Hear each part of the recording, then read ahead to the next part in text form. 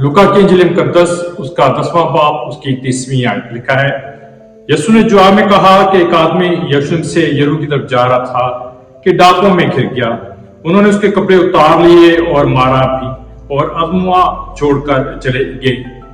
यहाँ पर दो अशखास हैं, काहिन और लावी, जो कलाम से वाकफियत जो है वो रखते हैं लेकिन उस पर अमल करना नहीं चाहते।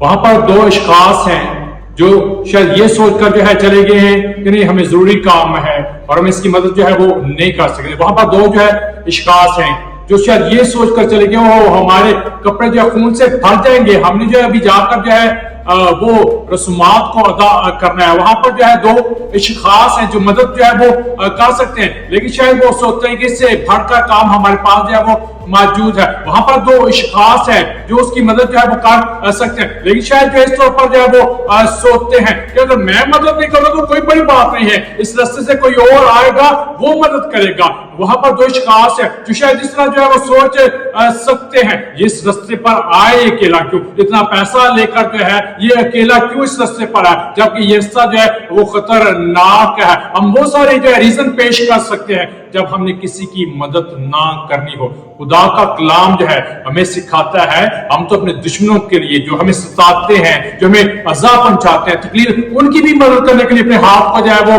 बढ़ा दे। ये खुदा यीशु मसीह की जो है वो तालीमात हैं। तो अच्छा है हम अपनी सोचों को, अपने ख्यालों को जो है वो बदले। सिर्फ कलाम को पढ़ लेना काफी नहीं है, उस पर अमल करने के लिए जो तैयार हो और अपने हाथ को बढ़ाएं और जो कुछ हम दूसरों के लिए कर सकते हैं, जिस हद तक कर सकते हैं, जरूर करें।